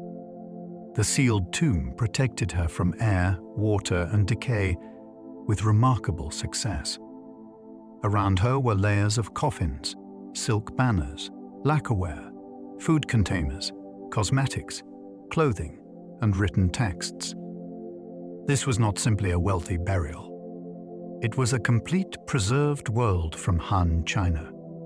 The medical manuscripts are especially fascinating because they show how people studied the body, illness, exercise, and healing at that time. Lady Di's tomb gives us something rare in ancient history. It preserves both a human body and the intellectual world that tried to understand human life. The Mawandui tombs revealed maps older than many kingdoms. Among the treasures found in the Han Dynasty tombs at Mawandui were silk maps of extraordinary importance. They showed regions, roads, settlements, rivers, mountains, and military information with a level of sophistication that surprised scholars. These maps were not decorative curiosities. They were tools of administration, movement, strategy, and control. Their survival is remarkable because silk usually decays unless protected by unusually stable conditions. In this case, a tomb preserved knowledge that would almost certainly have vanished elsewhere. The maps reveal a world where geography was power. To understand rivers, passes, and borders was to understand how armies moved and how states held territory. They also remind us that tombs can preserve more than ritual objects. They can hold practical intelligence from a living government. In a sealed chamber meant for the dead, ancient China accidentally saved part of its view of the earth. Qin Shi Huang's tomb may contain rivers of mercury. Ancient Chinese historian Sima Qian described the first emperor's burial mound as an underground palace containing models of heaven and earth. In that account, mercury flowed like rivers and seas around the tomb chamber. Modern surveys have found unusually high mercury levels in the soil above the mausoleum, which makes the story more intriguing. The central tomb has not been excavated, partly because opening it could damage whatever remains inside. This restraint gives the site an almost magnetic mystery. We know the emperor built a vast burial complex with the terracotta army nearby, yet the deepest secret may still be sealed beneath the mound. If the mercury description is accurate, it would suggest a dazzling and dangerous vision of the cosmos underground. The ruler who sought immortality may have surrounded himself in death with liquid metal, artificial stars, and a hidden empire no living eye has seen. The terracotta army's soldiers all seem individually made. Stand before the warriors from the first emperor's burial complex, and the first shock is their number. The second is their variety. Their faces differ in expression, age, hairstyle, beard, and features. Armor changes by rank. Some stand as infantrymen. Others are archers, officers, charioteers, or cavalrymen. Scholars believe the figures were made using molds and workshop systems, but details were adjusted by hand, which gave the army its startling individuality. They were once painted in bright colors, although much of that pigment vanished after excavation. The effect in antiquity must have been overwhelming. This was not a faceless mass. It was an ordered military world, frozen in clay and placed underground to serve an emperor beyond death. Every figure suggests discipline, bureaucracy, craftsmanship, and fearsome ambition. The army feels less like sculpture alone and more like a silent state waiting for command. Ancient Chinese tombs used crossbows as legendary anti-theft devices. Stories about the first emperor's mausoleum include automatic weapons ready to shoot intruders. Ancient texts describe crossbows set as traps inside the tomb, along with other wonders and dangers. We cannot confirm the devices without opening the central burial chamber, but the legend itself reveals how people imagined royal tomb security. A ruler who commanded armies in life was expected to defend his treasures in death. Crossbows were advanced weapons in ancient China, with mechanical triggers, strong firing power, and standardized production. Placing them in a tomb story made perfect sense. They represented precision, threat, and state technology. Even if later retelling made the defenses more dramatic, the fear was real. Tombs were tempting targets, and builders knew it. The legend turns the sealed mausoleum into a sleeping machine, where darkness, wealth, and danger wait together beneath the earth. Korean royal tombs hid gold crowns beneath earthen mounds. In the ancient kingdom of Silla, rulers and elites were buried under large mounds that looked modest from the outside, compared with carved stone monuments elsewhere. Inside, however, some contained dazzling treasures. Gold crowns with branching forms, jade ornaments, belts, weapons, glass beads, and imported goods reveal a court rich in symbolism and connection. The crowns are especially striking. Their upright shapes may evoke trees, antlers, or sacred authority, although exact meanings remain debated. Because some tombs were sealed beneath stone and earth, grave goods survived where other burials were looted. Gyeongju, the old Silla capital, still has a landscape of rounded mounds that seem calm until you learn what lay within them. These tombs show how power can hide beneath simple forms. A grassy hill may cover a vanished kingdom's glittering heart. Japanese Kofun tombs were shaped like giant keyholes. During Japan's Kofun period, powerful rulers were buried in enormous mounded tombs with a distinctive shape. From above, many resemble a keyhole, with a round rear mound joined to a squared front section. Some were surrounded by moats, terraces, and rows of clay figures. The largest examples required vast labor and careful planning, which shows the rising power of early Japanese elites. Their form was not chosen at random, although its precise meaning is still discussed. The shape created a ceremonial landscape that could be seen, approached, and controlled. Many imperial kofun remain restricted, which adds to their aura of mystery. They are monuments of early state formation, built before much of Japan's later written history. From the ground, they may look like wooded hills. From the sky, their design becomes clear, as if authority itself had been drawn onto the land. Haniwa figures guarded Japanese tombs as clay companions. Around many Kofun tombs stood hollow clay figures known as Haniwa. At first, they were simple cylinders, but over time they took the forms of warriors, houses, horses, boats, dancers, shields, and animals. They were placed on and around burial mounds, creating a boundary between the tomb and the living world. Some may have marked sacred space. Others may have represented protection, ceremony, status, or scenes from elite life. Their expressions and forms can be surprisingly vivid. A clay horse with harness details, a warrior with armor, or a house shaped in miniature gives us rare information about clothing, architecture, weapons, and ritual in early Japan. Haniwa make the tomb landscape feel populated. The dead were not alone beneath the mound. Around them stood a clay society, silent and watchful, preserving the shapes of a world that written records barely describe. Some Korean tomb murals show stars painted across ceilings. In Goguryeo tombs, painted chambers reveal a richly imagined universe underground. Some ceilings include constellations, suns, moons, heavenly beings, and cosmic patterns. Walls may show processions, banquets, hunting scenes, guards, mythical animals, and household life.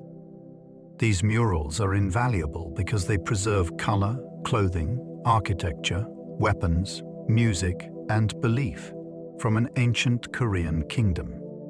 The star imagery is especially moving. A burial chamber beneath earth becomes a miniature sky, placing the dead within a cosmic order. This was not only decoration, it shaped the tomb into a universe where earthly status and celestial symbolism met.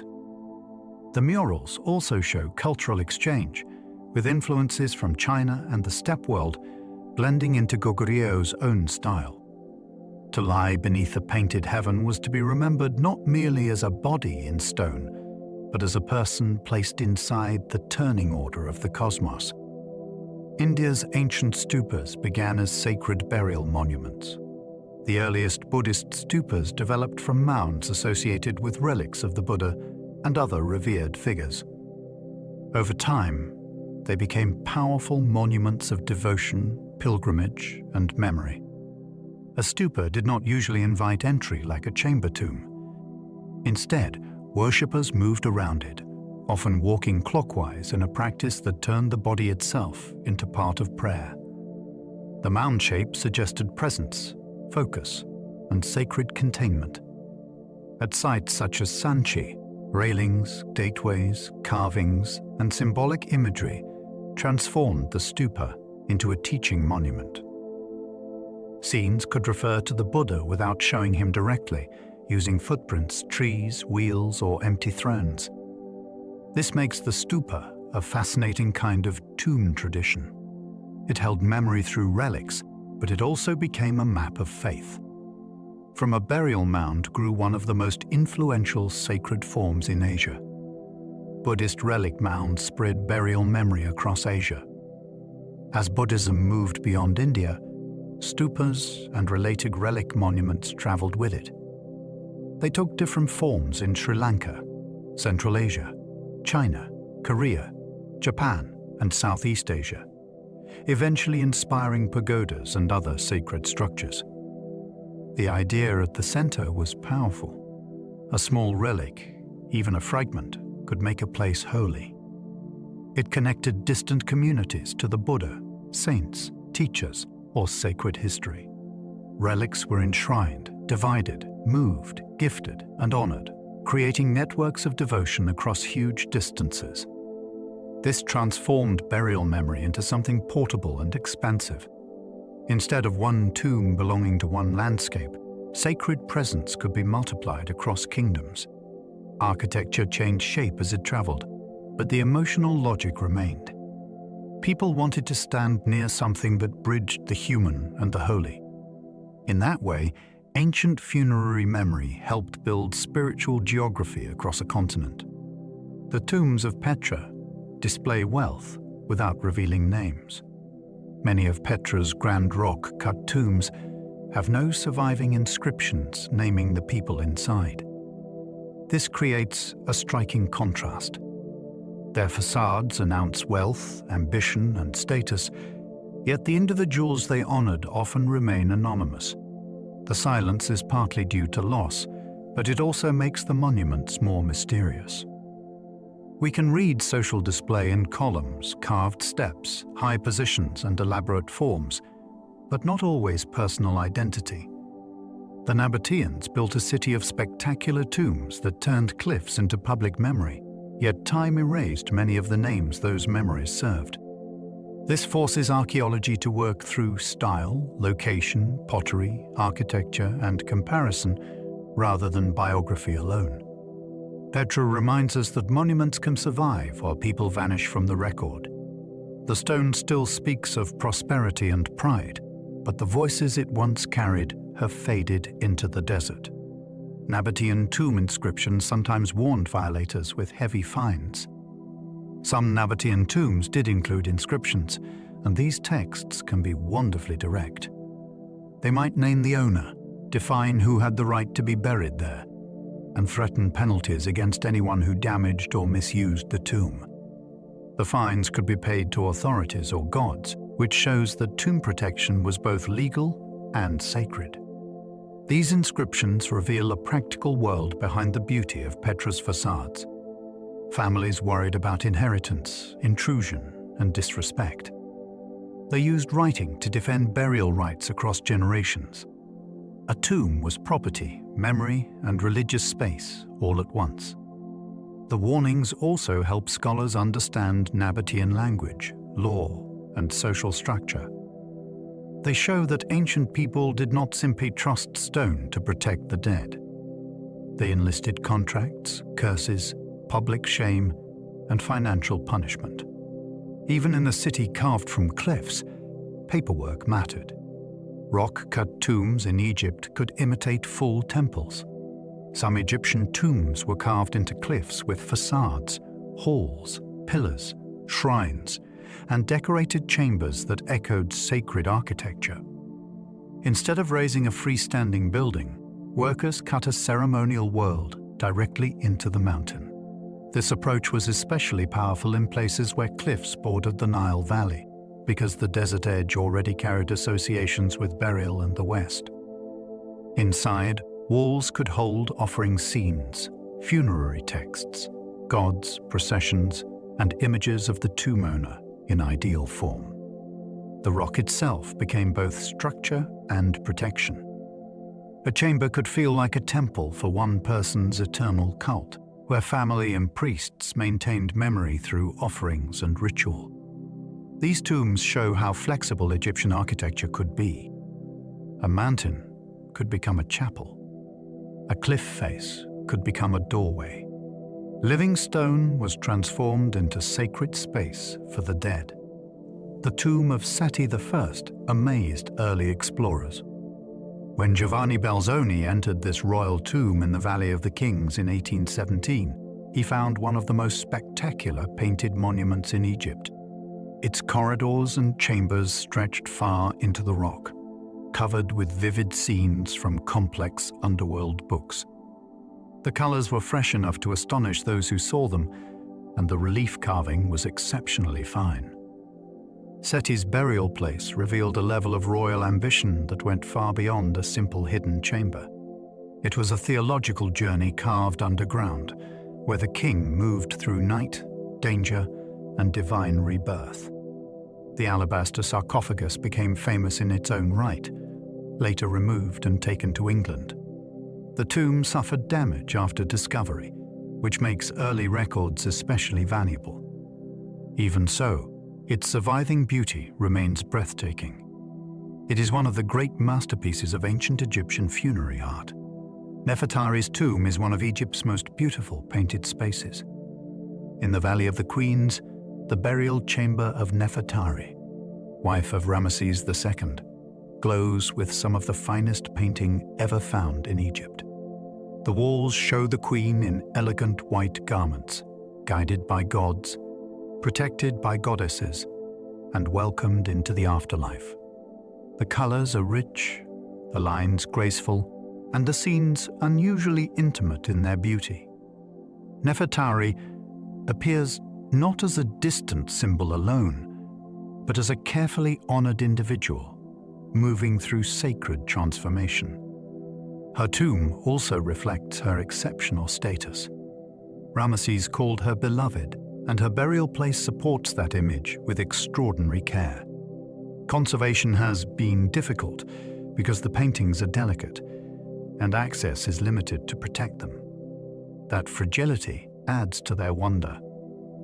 A room made for eternity survived, but only because modern visitors must treat it almost like breathing near a flame. Some tomb ceilings turned burial chambers into night skies.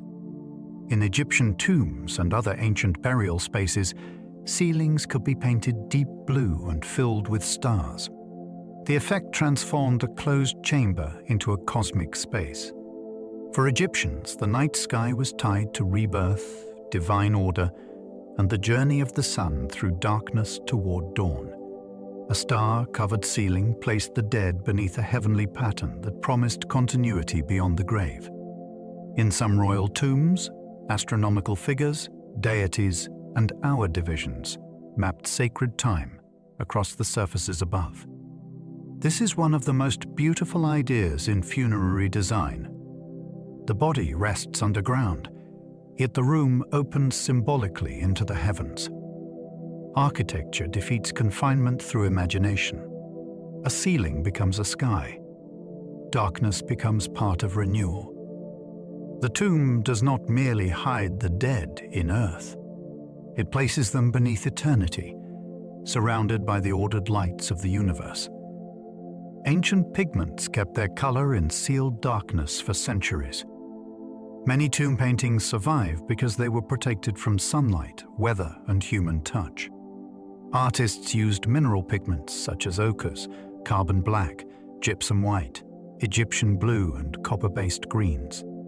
Once sealed inside stable chambers, these colors could remain vivid for astonishing lengths of time. This preservation lets us see ancient art far closer to its original appearance than sculpture exposed outdoors. The brightness can be surprising because we often imagine antiquity as pale stone and dust.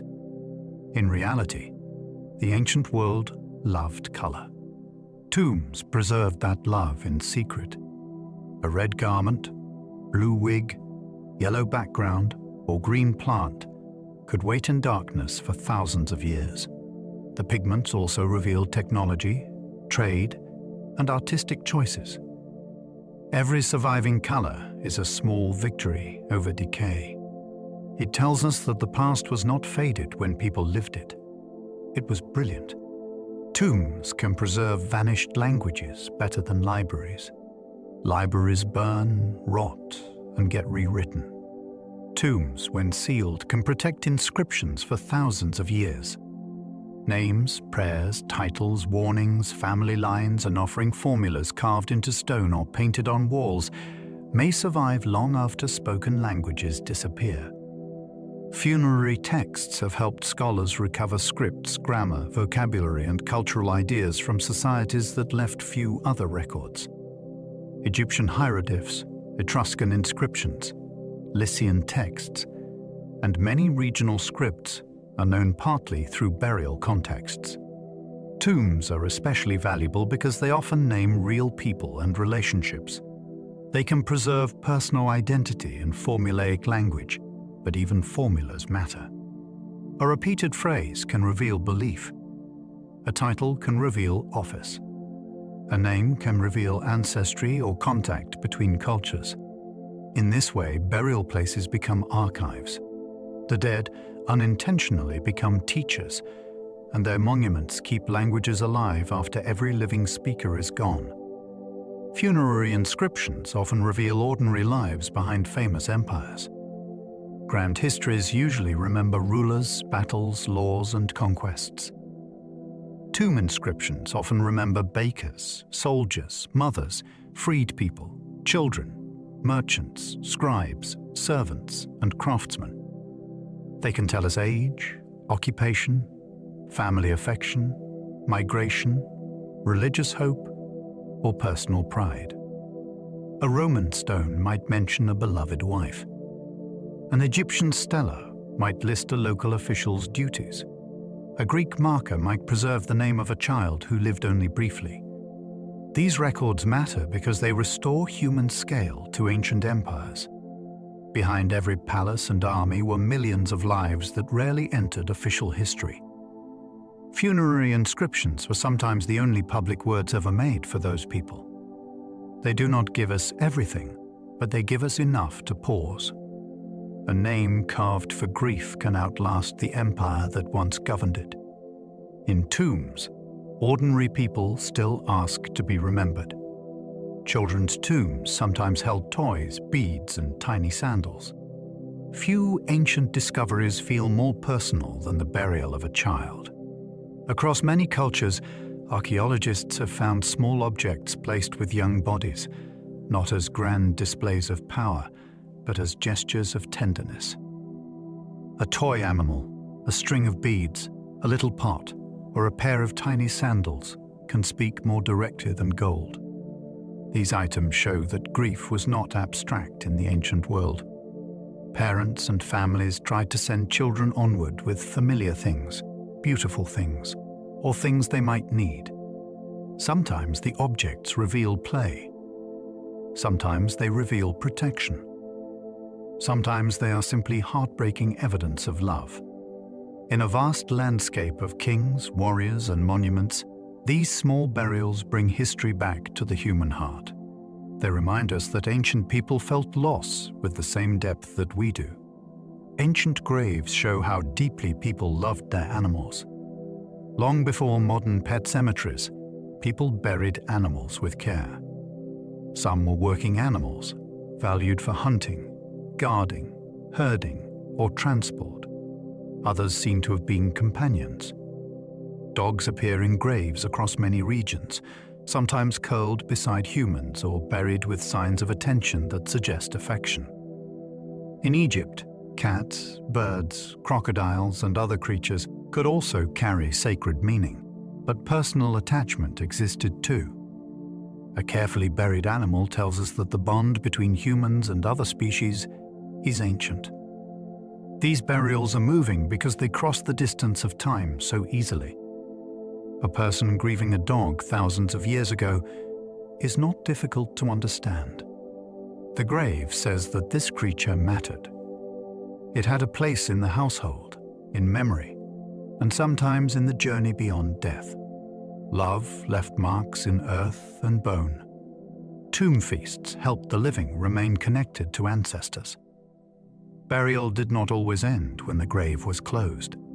In many ancient societies, families returned to tombs with food, drink, incense, flowers, or ritual offerings. These gatherings could mark anniversaries, festivals, seasonal moments, or family obligations. The meal was not only for the living. A portion might be offered to the dead, who were imagined as still present and capable of receiving nourishment in a spiritual form. This practice transformed tombs into places of continuing relationship. Ancestors were not simply gone. They belonged to the family's ongoing life, and the family belonged to them. Archaeologists can sometimes detect these rituals through pottery, food remains, offering tables, libation channels, or repeated deposits near graves. A tomb feast was memory made physical. People ate, poured, spoke, and remembered, keeping the boundary between generations open for a little while longer. Some tombs were reopened for new rituals long after burial. A sealed tomb feels final to us, but ancient communities often returned to burial places again and again. They might add new bodies, rearrange bones, remove relics, repair damage, leave offerings, or perform ceremonies connected to ancestors. Sometimes reopening happened within a family tradition. Sometimes it took place centuries later, when a tomb gained new meaning for a different group. Archaeologists can read these moments through disturbed layers, secondary deposits, changed entrances, or objects that belong to later periods. This makes a tomb less like a locked box and more like a living place with a long biography. Its meaning could shift as generations changed. The dead might be honored, consulted, moved, or gathered together. Reopening a tomb could be an act of care rather than violation. It shows that burial was sometimes a conversation across time, not a single goodbye. Ancestor tombs could become centers of family identity. In many cultures, a tomb was not only about one death. It could anchor a lineage. Families might return to the same burial place over generations, adding names, offerings, monuments, or new chambers. The ancestors buried there gave the living a claim to land, status, memory, and belonging. In China, family tombs could be tied to ongoing rites of respect. In the Mediterranean, family mausolea displayed names and relationships.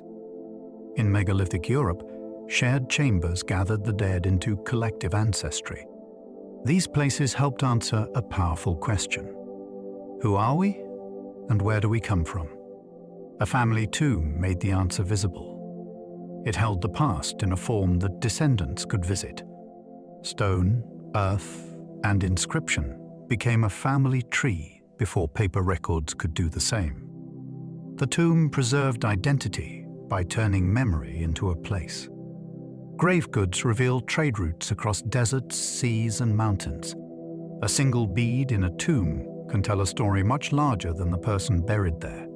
Archaeologists often find materials that came from far away, including shells, amber, ivory, tin, gold, glass, spices, textiles, and colored stones.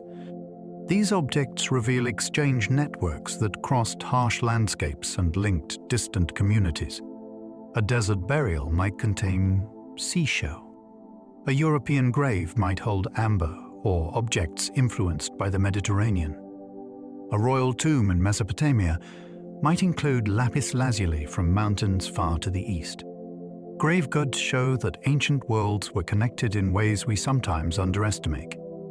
People traded, traveled, copied styles, exchanged gifts and valued materials precisely because they came from elsewhere. The dead carried these connections with them. A tomb can therefore become a map, not drawn on parchment, but assembled from precious things that crossed the world. Amber in tombs proves ancient networks reached across Europe. Amber begins as tree resin, but after millions of years it becomes a warm golden fossil that ancient people treasured. Much of the finest European amber came from the Baltic region, yet it appears in graves far to the south. That means it traveled through networks of exchange long before modern roads, maps, or nations. In Bronze Age and Iron Age burials, amber beads and ornaments could signal wealth, status, beauty, or distant connection. Its appeal is easy to understand. Amber glows in sunlight, feels light in the hand, and sometimes contains insects trapped from deep time. To place it in a tomb was to bury someone with a material that seemed almost magical. Its presence shows that ancient Europe was not isolated into small local worlds. Goods moved through hands, rivers, paths, and coastlines, carrying stores from the northern forests to graves far away. Lapis lazuli in royal graves came from distant Afghanistan. That deep blue stone, flecked sometimes with golden pyrite, was one of the most prized materials of the ancient world. In Mesopotamian and Egyptian elite contexts, lapis lazuli signaled luxury, rarity, and sacred beauty. Yet its major ancient source lay in the mountains of Badakhshan, in what is now Afghanistan. For it to reach royal graves hundreds or thousands of miles away, it had to pass through long chains of trade. Traders, middlemen, caravans, and rulers all formed part of its journey. When archaeologists find lapis in a tomb at Er or in an Egyptian burial, they are seeing more than ornament. They are seeing proof of far-reaching desire and connection. The stone's color resembled the heavens, night, water, or divine power depending on culture. Its distance made it more precious. Every blue bead carried a mountain's memory across continents. Tomb DNA is rewriting ancient migration stories. For a long time, archaeologists studied movement through pottery styles, tools, languages, and burial customs. Ancient DNA has added a new and powerful line of evidence. From teeth and bones, scientists can sometimes recover genetic material that reveals ancestry, kinship, and population change. This has transformed debates about prehistoric Europe, steppe migrations, farming expansions, and the movement of peoples across Asia, Africa, and the Americas. It can show whether people buried together were related, whether a community changed gradually, or whether newcomers arrived from far away. The results are sometimes surprising, and they must be interpreted carefully alongside archaeology and history. DNA does not replace culture, but it gives us biological clues that objects alone cannot provide. Tombs have become genetic archives. Through them, the dead are helping redraw the ancient map of human movement. Isotope science can reveal where buried people grew up. Bones and teeth carry chemical signatures from food and water. Because geology differs from place to place, those signatures can sometimes reveal where a person spent childhood or later life. Strontium isotopes in tooth enamel are especially useful because teeth form young and do not remodel in the same way as bone. Oxygen isotopes can reflect drinking water and climate. By comparing these values with local landscapes, researchers can identify migrants, travelers, captives, spouses from distant communities, or soldiers buried far from home. This science makes ancient lives feel suddenly mobile. A skeleton in one region may have grown up hundreds of miles away. A burial ground may include locals and strangers together. Isotopes do not give a name or a full biography, but they offer something remarkable. They let the body itself whisper about geography, childhood, and movement through a vanished world. CT scans let researchers study mummies without unwrapping them. In the past, studying a mummy often meant damaging it. Wrappings were removed, amulets were disturbed, and bodies were exposed. Modern imaging has changed that. CT scanning allows researchers to look inside without cutting or unwrapping. They can see bones, teeth, organs, injuries, disease, embalming materials, hidden amulets, and sometimes details of age or cause of death. Digital slices can be examined from many angles, and three-dimensional models can be made for study or display. This technology respects preservation while revealing secrets that ancient embalmers sealed away. It also allows old museum collections to be re-examined with new questions. A mummy that seemed fully studied a century ago may still hold surprises inside its wrappings. CT scans create a strange meeting of ancient ritual and modern medicine. The dead remain covered, yet their stories become clearer. Ground radar can find tombs without disturbing the soil. Archaeology is no longer only about digging. Ground-penetrating radar sends pulses beneath the surface and records changes in what lies below. With careful interpretation, researchers can detect walls, chambers, voids, ditches, graves, and buried structures. This is especially valuable at sensitive sites where excavation might damage fragile remains or disturb sacred ground. It can guide archaeologists toward the most promising areas or help them map an entire cemetery without opening it. The method is not magic. Soil conditions, depth, stone, moisture, and later disturbance can all complicate results. Still, it has transformed the search for hidden tombs. A field, desert floor, or mound may look empty to the eye, while radar reveals patterns beneath. The technology adds patience to discovery. Instead of breaking the surface immediately, researchers can listen first, letting the ground describe what it may be holding. Some ancient tombs remain sealed because excavation could destroy them. The most responsible choice is sometimes to wait. A sealed tomb can preserve delicate paintings, wood, textiles, pigments, organic remains, and air conditions that might change quickly once opened. Excavation is never neutral. It is a one-time event, and if done too soon or too aggressively, it can destroy information forever. Archaeologists today often leave certain sites untouched until better technology, funding, conservation methods, or ethical agreements are in place. This can feel frustrating, especially when a famous mound or hidden chamber may contain extraordinary things. Yet restraint is part of good archaeology. The goal is not treasure hunting, it is understanding. A tomb that remains closed is not wasted. It is being protected for a future moment when it can be studied with more care. Sometimes the greatest discovery begins with the decision not to open the door. Looted tombs still teach archaeologists through tiny surviving traces. A robbed tomb is not empty of meaning. Even when gold, weapons, jewelry, or coffins have been taken, traces remain. Broken pottery, scattered beads, coughing fragments, stains, plaster marks, tool cuts, botanical remains, and disturbed bones can all reveal what happened. The pattern of damage may show how thieves entered, what they wanted, and what they ignored. Small leftovers can also tell archaeologists about the original burial. A single bead might identify a necklace. A bit of resin might reveal embalming practice. A splinter of wood might indicate a coffin type. Looting is a tragedy because it tears objects from context, but careful study can still recover knowledge from the wreckage. These tombs ask researchers to work like detectives.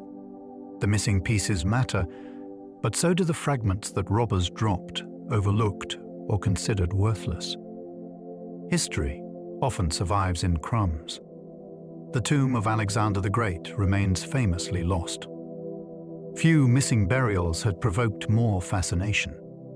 Alexander died in Babylon in 323 before Christ, and his body eventually became a political prize.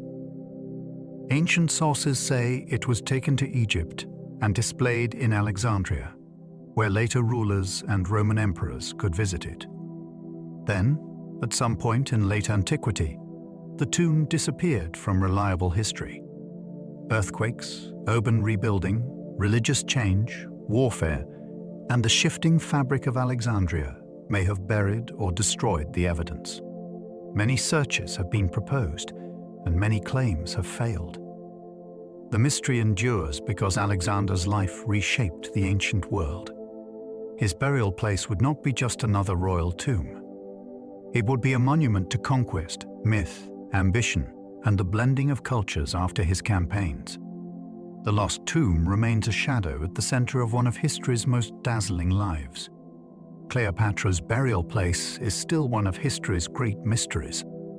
The last active ruler of Ptolemaic Egypt died in 30 before Christ, after the defeat of her forces and the death of Mark Antony. Ancient writers suggest the couple were buried together, but the location has never been securely identified. Many imagine a grand tomb in Alexandria, yet parts of the ancient city now lie beneath modern streets and the sea. Others have looked toward temple sites outside the city, although no definitive discovery has settled the question. The mystery is powerful because Cleopatra stands at the meeting point of Egypt, Greece, Rome, politics, love, propaganda, and legend. Finding her tomb would be extraordinary, but it would also require separating historical reality from centuries of storytelling. For now, her burial remains hidden somewhere between text, archaeology, and imagination. The queen who captivated Rome still refuses to be easily found. Genghis Khan's tomb may have been hidden on purpose forever. According to tradition, the founder of the Mongol Empire was buried in secrecy after his death in the 13th century. Stories claim that those involved concealed the route, removed traces, or guarded the location with extreme care. Some versions are likely legendary, but the central idea fits a culture that valued sacred landscapes and protected royal burial places. Many researchers have searched Mongolia for clues, especially around Burkhan Khaldun, a mountain closely tied to Genghis Khan's life and memory. Yet no confirmed tomb has been found. The mystery is different from a lost city buried by accident. Here, concealment itself may have been the point. A ruler who conquered across continents may have wanted no monument for enemies, pilgrims, or treasure seekers to disturb. His absence has become part of his power. The unknown grave keeps the conqueror strangely unconquered. Some desert tombs are disappearing beneath modern cities and roads. Ancient burial landscapes can look timeless, but many are fragile. Expanding cities, highways, farms, mining, looting, tourism, climate change, and erosion all threaten tombs that survived for centuries or millennia. Desert sites are especially deceptive. Dry air may preserve materials beautifully, but once construction reaches them, damage can happen quickly. A road can slice through a cemetery. A building project can disturb graves before archaeologists even arrive. Rising groundwater, pollution, and illegal digging add more pressure. Rescue archaeology tries to record sites before they vanish, but time and resources are limited. This gives ancient tombs an urgent modern dimension. They are not only windows into the past. They are endangered archives. Every destroyed grave removes a piece of human memory that cannot be replaced. The dead may have waited thousands of years, only to be threatened most by our own century. Ancient tombs remind us that memory was once built in stone. Before photographs, recordings, printed books, or digital archives, people used the materials they trusted most. Stone could hold a name. Earth could cover a chamber. Paint could carry a face into darkness. A mound could mark a family. and a pyramid could proclaim a king. Tombs were memory systems built with labor, belief, and emotion. They helped the living say that a person mattered, that a lineage mattered, or that a ruler's power should not vanish with breath. Some were humble, some were colossal. All shared a refusal to let death erase everything. This is why tombs still move us. They speak across time in the most human language of all, the desire to be remembered. Every carved wall and burial object says that someone once stood at the edge of loss and answered it by making something last. Every unopened tomb may still change the story of history. Archaeology is full of surprises because the ground has not finished speaking. A sealed chamber can preserve a ruler's name, a lost artwork, a new language, a forgotten trade link, a disease, a family relationship, or evidence that overturns an old theory. Even a modest grave can matter if it answers the right question. The next great discovery may not be gold. It may be a scrap of writing, a seed, a textile, a tool, or a skeleton with a story no one expected. This is what makes unopened tombs so thrilling. They are not empty spaces in knowledge. They are unopened pages. Each one contains a possibility that history is more complicated, more connected, and more human than we thought. Somewhere beneath sand, soil, stone, or city streets, the past may still be waiting to correct us. And so, we leave the ancient tombs where we found them, beneath sand, stone, mountains, grass, and silence. We have wandered through pyramids and passage graves, painted chambers and buried ships, royal mausoleums and hidden family resting places. We have seen armies made of clay, ceilings filled with stars, walls covered in spells, and small objects left behind with love. Each tomb was a doorway into belief. Each one held a question about death, memory, power, and what people hoped might last. Perhaps that is why these places still hold us. They were built for those who had gone, but they speak most clearly to those who remain. They remind us that every age has reached toward eternity in its own way, with gold, with stone, with paint, with prayer, and with tenderness. Now let those old corridors begin to fade from your mind. Let the carved walls soften into shadow. Let the desert air grow still. Let the lantern light dim across the chamber floor. There is nothing more you need to uncover tonight. No sealed door to open. No inscription to read. Just breathe slowly and allow the long story of the past to settle quietly behind you. If you enjoyed this journey, you're welcome to like, subscribe, or leave a thought below. It helps others find their way here too, one sleepy soul at a time. And if you happen to still be awake, there will be another gentle history journey waiting on the screen. But for now, let your body rest. Let your thoughts drift like dust through an ancient hall. And let the night hold you softly as all those buried worlds return to silence. Sleep well and good night.